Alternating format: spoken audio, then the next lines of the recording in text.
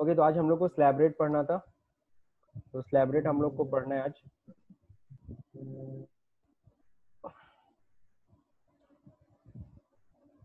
अभी तक जो हम लोग ने स्लैब रेट पढ़ा था वो असेसमेंट ईयर 1920 का पढ़ा था। आज हम लोग को असेसमेंट ईयर 2021 का पढ़ना है स्लैब रेट। ठीक है, कल के स्लैब रेट में एक हल्की सी चीज़ हमने शुरू में हमने थोड़ा गड़बड़ पढ़ लिया था, उसको बाद में मैंने रेक्टिफाई कर दिया था। ओके, ये स्लैब रेट था। अब देखिए स्लैब रेट में क्या था, असेसमेंट ईयर 1920। तो असेसमेंट ईयर 1920 का मतलब क्या है? असेसमेंट ईयर 1920 बोलते थे, या तो मैंने बोला कि या तो आप बोल सकते हो क्या, फाइनेंशियल ईयर 2018-19, ऐसे भी बोल सकते हो।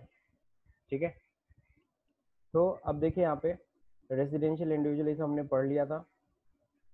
सरचार्ज 10% है, 50 लाख तक की इनकम है, एक करोड़ से ऊपर इनकम है तो 10% सरचार्ज हो जाता है, सॉरी 15% सरचार्ज हो जाता है।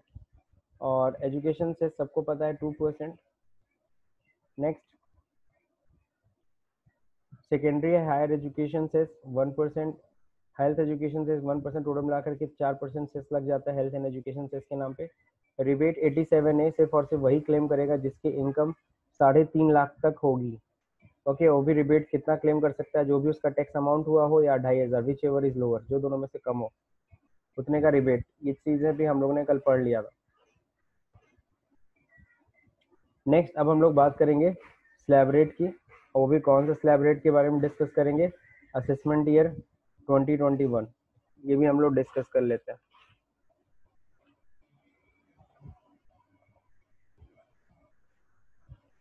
ओके, तो tax rate for the assessment year 2020-21 हम लोग को चेक करना है। अब यहाँ पे इसको जरा देख लेते हैं हम लोग, तो यहाँ से हटाते हैं, कंट्रोल एक्स। ठीक है, अब जरा देखिए यहाँ पे, अब हम लोग यहाँ पे बात करेंगे सीनियर सिटीजन की, तो इसको मैं आपको डायरेक्टली नेट से बता देता हूँ। सीधे नेट पे चलते हैं हम लोग,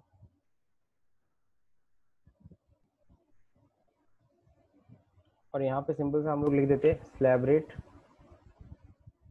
फॉर, अब चाहे फाइनेंशियल ईयर लो चाहे असेसमेंट ईयर, तो हम लोग फाइनेंशियल ईयर भी लिख सकते हैं। फाइनेंशियल ईयर 2019-20 लिखोगे या फिर असेसमेंट ईयर 2020-21 लिखोगे, बात एक ही है। ये देखिए फाइनेंशियल ईयर 1920, अगर फाइनेंशियल ईयर 1920 हुआ तो इसका मतलब है असेसमेंट ईयर क्या हुआ, 2021।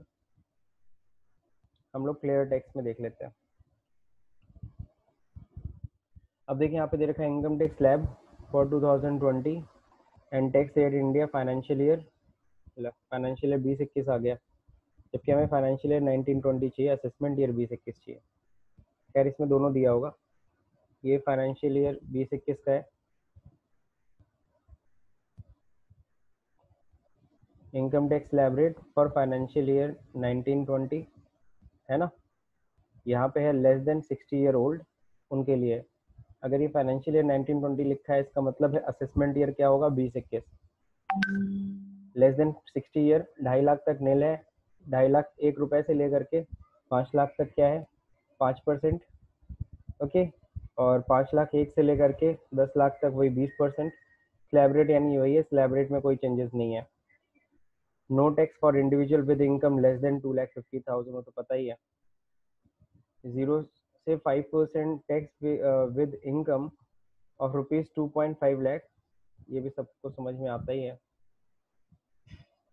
हाँ, अब यहाँ पे देखो, an additional 4% health and education cess will be applicable on the tax amount calculated as above, यानी स्लैब रेट में कोई चेंजेस नहीं है। रिबेट बस बढ़ के हो गया है कितना, 12,500 रुपये। तो चलिए इसको हम लोग अपने बुक में अमेंड कर लेते हैं, यानी को स्लैब रेट में कहीं कोई चेंजेस नहीं हुआ, असेसमेंट ईयर 2021 में है। ठीक है, या फिर हम लोग इसको बोलते हैं फाइनेंशियल ईयर 2019-20 है ना। इन दोनों ही इन दोनों यानी इस असेसमेंट ईयर और इस असेसमेंट ईयर में 19-20 असेसमेंट ईयर, 20-21 असेसमेंट ईयर में दोनों में ही कोई स्लैब रेट में कोई चेंजेस नहीं है, सब कुछ सेम है। ठीक है, सब कुछ सेम है, बस फर्क क्या हुआ है या देखें यहाँ पे सरचार्ज जो है 10% है, सेम चीज़ सब कुछ है। एजुकेशन सेस भी है, सेकेंडरी हायर एजुकेशन सेस भी है, हेल्थ एजुकेशन सेस मैं यहाँ से कॉपी पेस्ट कर लेता हूँ। ठीक है,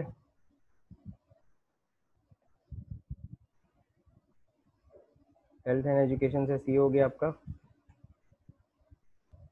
और फिर रिबेट, हाँ रिबेट में मेनली चेंजेस हुआ है।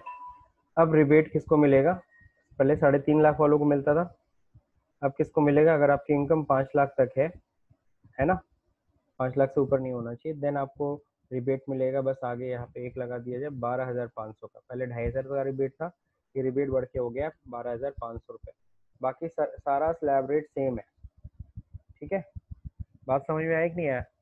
तो 12,500 का रिबेट कर दिया, जो पहले 2,500 रुपये तक का रिबेट था 3.5 लाख तक की इनकम वालों का को, वो बढ़ा के 12,500 कर दिया। और 12,500 का रिबेट करने का मतलब ये हो गया कि अगर 5 लाख रुपए तक किसी की इनकम होगी तो 1 रुपया टैक्स नहीं देना है। अगर 5 लाख रुपए से जैसे ही ऊपर हुआ फिर इसको ये रिबेट नहीं मिल पाएगा। बाकी टैक्स रेट आगे दे रखे फॉर्म्स के, फॉर्म्स का स्लैब, फॉर्म का जो होता है वो टैक्स रेट क्या है, तो फॉर्म्स का देखो टैक्स रेट दे रखा है, फॉर्म का भी टैक्स रेट हम लोग देख लेते हैं।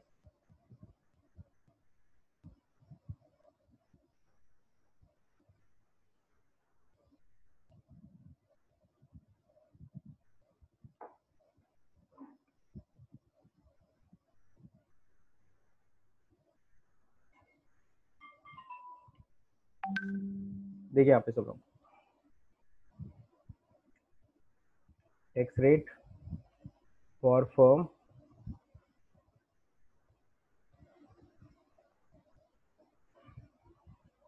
फॉर असेसमेंट ईयर 20 नहीं असेसमेंट ईयर, हाँ 20-21 ही तो है, 2020-21। ठीक, तो देखो यहाँ पे दिख रहा है सब लोगों को स्क्रीन पे, सुजीत दिख रहा है। Yes sir. ठीक है ना, 30%, तो कितना परसेंट टैक्स देना पड़ता है, 30% टैक्स है। किसके लिए, फर्म्स के लिए, यानी कि वो जितना भी प्रॉफिट कमाएंगे उस प्रॉफिट का सीधे सीधे कितना देंगे, 30%। 21-22 दे दिया, 21-22, 20-21 का नहीं है क्या।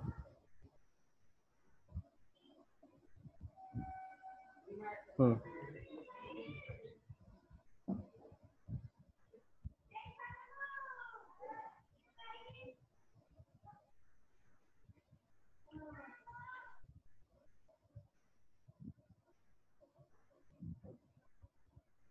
पार्टनरशिप फॉर्म देखो यहाँ पे दे रखा है, partnership form for the assessment year 20-21 and 21-22, a partnership form, थोड़ा जूम कर देता हूँ, including LLP is taxable at 30%, है ना। असेसमेंट ईयर 20-21 में हम लोग 20-21 ही असेसमेंट ईयर पढ़ेंगे क्योंकि हम लोग का वही असेसमेंट ईयर है, तो ध्यान रखिएगा कितना परसेंट टैक्स है, 30% टैक्स है। बाकी education cess, secondary higher education cess, यानी अब सीधे सीधे हम बोल सकते हैं health and education cess, and health cess कितना है 1%, यानी टोटल मिलाकर के 4% आपको सेस देना पड़ेगा। ठीक, तो फर्म को ये सेस भी देना पड़ता है।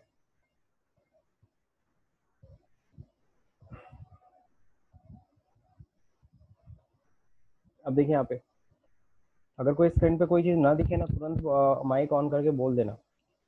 For the assessment year 2020-21 partnership form 30% tax की सरचार्ज देखिए दे रखा है, the amount of income tax shall be increased by surcharge at the rate of 12% of such tax, तो 12% सरचार्ज है where total income is exceed 1 crore rupees, अगर 1 करोड़ से ऊपर होता है। However the surcharge shall be subjected to the marginal relief where income exceeds 1 crore rupees, the total amount payable as income tax surcharge shall not exceed total amount payable as income tax on the total of 1 crore rupees by more than the amount of income that exceeds 1 crore rupees।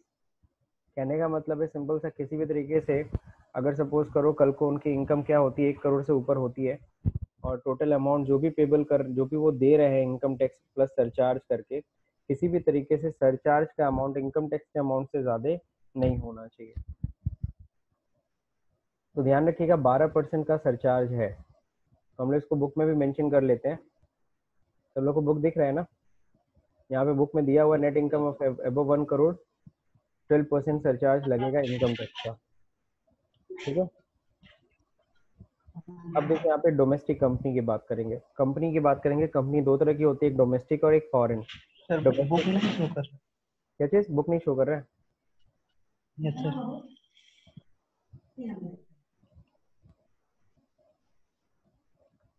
Okay, अब दिख रहा है?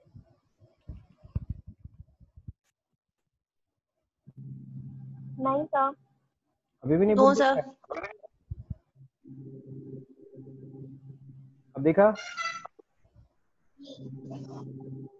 Yes sir. Yes sir.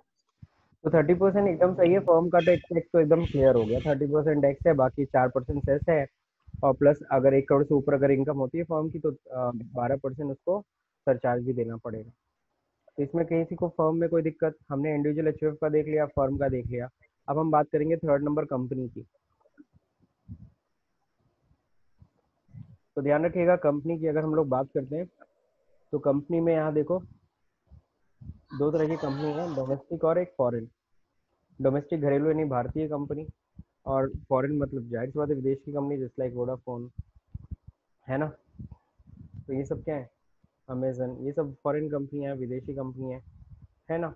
अब domestic company मतलब जैसे India की, जैसे डाबर हो गया, ओके, टाटा रिलायंस हो गया, ये सब क्या इंडिया के।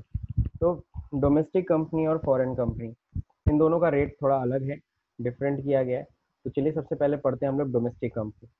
तो डोमेस्टिक कंपनी को फिर हम लोग किसके थ्रू पढ़ेंगे, पहले तो हम लोग ये गवर्नमेंट का जो है उसी से पढ़ लेते हैं। देखिए यहाँ पे लोकल डोमेस्टिक कंपनी का देखो दे रखा है, income tax rate applicable in case of domestic companies assessment year 2021 and 21-22 दोनों का दे रखा है साथ में। तो domestic company where the total turnover मतलब होता है सेल, ध्यान रहे टर्नओवर का यहाँ पे मतलब किससे लिया जाता है, सिंपली सेल से।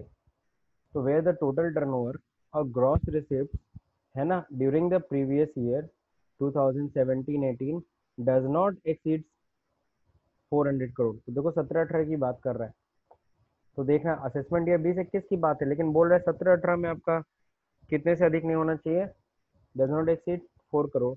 तब आपको असेसमेंट ईयर 20-21 में आपको कितने से रेट से टैक्स देना पड़ेगा, 25% की रेट से, है ना। 20-21 का ये 21-22 का हमें नहीं ध्यान देना अभी। वेयर इट्स टोटल टर्नओवर और gross receipt during the previous year 2018-19 does not exceed ₹400 crore. और अगर मान लो 18-19 की बात कर रहे हैं, प्रीवियस ईयर 18-19 में आपका टर्नओवर कितने को एक्सीड नहीं करता, डज नॉट एक्सीड 400 करोड़, तो आपके लिए कोई ऐसा लॉ नहीं है, 25% वाला कोई लॉ नहीं है आपके लिए। एनी अदर डोमेस्टिक कंपनी, कोई भी अदर डोमेस्टिक कंपनी होगी उसे कितना परसेंट टैक्स देना होगा, 30%। अब मेरे ख्याल से बहुत सारे लोग को ये पॉइंट समझ नहीं आया होगा, तो चलिए समझते हैं। देखिए हम लोग का असेसमेंट ईयर 20-21 है, प्रीवियस ईयर क्या रहा 19-20। 19-20 में 19-20 के इनकम पे आपको 25% टैक्स देना पड़ेगा। अगर 17-18 प्रीवियस ईयर में आपका टर्नओवर अगर 400 करोड़ अगर क्रॉस नहीं किया है तो, यानी आज हमें टैक्स देना पड़ेगा, उसका रेट डिसाइड करेगा हमें पिछले 17-18 के टर्नओवर हमारा डिसाइड करेगा। बाकी अगर आपका 18-19 में डज नॉट एक्सीड 400 करोड़ है ना, तो ऐसे में क्या है उसके लिए आपके लिए नॉट अप्लीकेबल, आपके लिए कोई ऐसा कोई रूल नहीं है। हाँ ये लाइन इसलिए ऐड की गई है, क्यों, ये किसके लिए 20-21, जैसे ऐसे समझो ना कि अगर हमारा प्रीवियस ईयर कितना था 19-20, 19-20 से पहले क्या था 18-19, 18-19 से पहले कितना था 17-18, यानी कि 2 साल पहले 2 साल पहले के टर्नओवर को डिसाइड करेंगे कि 400 करोड़ से अगर कम है तब 25% टैक्स है। अब उसी हिसाब से इसका भी देख लो ना, इसका भी 2 साल पहले यानी 20 अगर यहाँ पे 21-22 हो रही है बात असेसमेंट ईयर की, तो प्रीवियस ईयर रहा 20-21। अब 20-21 ईयर से 2 साल से पहले देखो 18-19 आएगा ना। और अगर 18-19 में अगर 400 करोड़ क्रॉस नहीं करता तो अगेन तुम्हारा 25%। हालांकि हमें इस साल को अभी कंसीडर नहीं करना, ठीक है, हमको सिंपल सा इसको कंसीडर करना है assessment year 20-21। Any other domestic company कितना टैक्स देगी? 30% के रेट से टैक्स देगी, ठीक है। तो मैं सिंपल सा इसको यहाँ से कॉपी कर रहा हूँ और इसको हम लोग ले जाते हैं अपने बुक में अमेंडमेंट के लिए।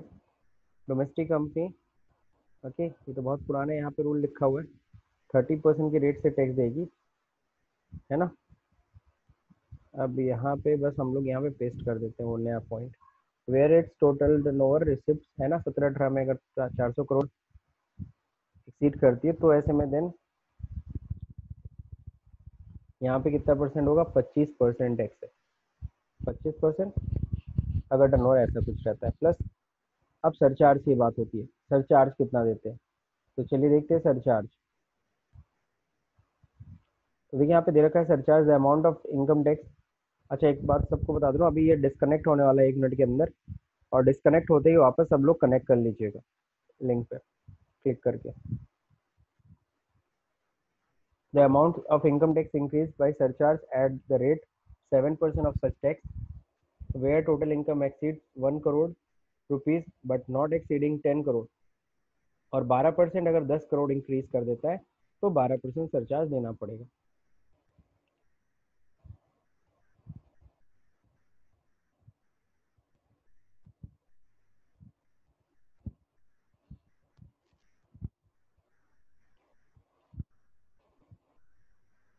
ठीक है, तो मैं एंड ही कर देता हूँ अपने आप, सब लोग